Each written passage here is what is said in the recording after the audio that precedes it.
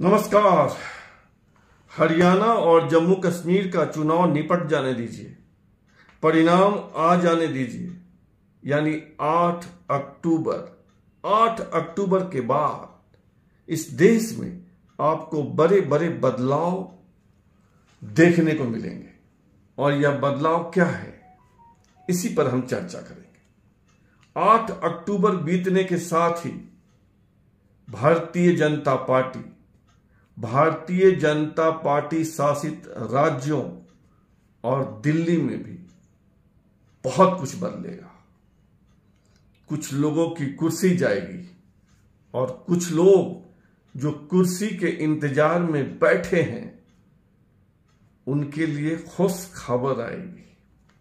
पक्की बात है। भारतीय जनता पार्टी के पितृ संगठन यानी राष्ट्रीय स्वयंसेवक संघ को लगता है कि बीजेपी में अब बदलाव का समय आ गया है। और यह बदलाव सिर्फ पार्टी ही नहीं, पार्टी नेतृत्व ही नहीं, वरन राज्यों के मुख्यमंत्री और टॉप लीडरशिप में भी होना चाहिए। लेकिन बदलाव की शुरुआत कहां से होगी? बदलाव की शुरुआत कहां से होगी यह मैं आपको बतलाऊं। इसके पहले यह जानिए कि बीजेपी के पितृ संगठन के दिमाग में यह बात बिल्कुल बैठ गई है कि अगर 2029 के बाद भी दिल्ली के तख्त पर उनका आदमी रहे, इसलिए बदलाव आवश्यक है। और बदलाव की शुरुआत होगी बीजेपी से यानी भारतीय जनता पार्टी से। पूरी संभावना है 95, 97, 98% तक कि इसी अक्टूबर में बीजेपी को नया अध्यक्ष मिल जाएगा, नया प्रेसिडेंट। और यह सब क्यों हो रहा है?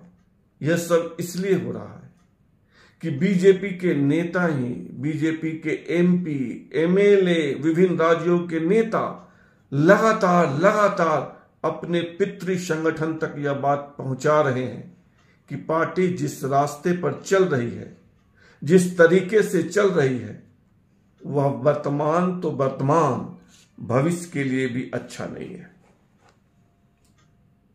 और पार्टी के रंग ढंग में, चाल चलन में बदलाव आवश्यक है।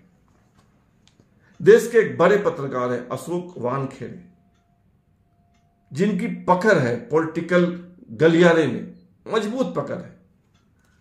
सुनिए वो क्या कह रहे हैं। हुआ है पूरे देश से भाजपा के नेताओं का, भाजपा के सांसदों का, भाजपा के विधायकों का, ऑफिस बेयरर्स का, पुराने भाजपाई लोगों का, और वो हाथ जोड़ के संघ पे प्रेशर बना रहे हैं कि इनसे निजात करने के बाद पार्टी बचाने की गुहार रोज लग रही है संघ के हेडक्वार्टर में। मैं नागपुर में बैठ, सुन लिया ना कि बीजेपी के लोग नागपुर पहुंच रहे हैं और अपनी शिकायतें वहां दर्ज करवा रहे हैं। यानी बीजेपी संगठन में बदलाव तय है। लेकिन सिर्फ संगठन में ही बदलाव नहीं होगा, अनेक राज्यों के मुख्यमंत्री भी बदलेंगे, क्योंकि मोदी जी ने पूरी सत्ता पूरे संगठन पे त्रिशूल गाड़ दिया। और यह त्रिशूल क्या है? त्रिशूल का एक सूल है बीजेपी संगठन, दूसरा सूल है सरकार, यानी जो भी होगा हम करेंगे, हमारे जरिए होगा, हमारे बताए अनुसार होगा। और तीसरा सूल है विभिन्न राज्यों में अपने लोगों को बैठाना मुख्यमंत्री के रूप में। भले वे कमजोर हों, भले उनको सत्ता की समझ नहीं हो, लेकिन वह जेब में तो रहेगा, मेरी बात तो सुनेगा, मेरे कहे अनुसार तो चलेगा। देश के एक और वरिष्ठ पत्रकार हैं केपी मलिक, सुनिए वे क्या कह रहे हैं। जो आपके मुख्यमंत्री डमी बैठे हुए हैं उन पे भी आप ही का कंट्रोल चल रहा है। तो अब संघ को गवारा नहीं है ये त्रिशूल आपके हाथ में रहे। तो ये त्रिशूल संघ अपने हाथ में लेना चाहता है और तमाम चीजों में वो दखल अंदाजी चाहता है।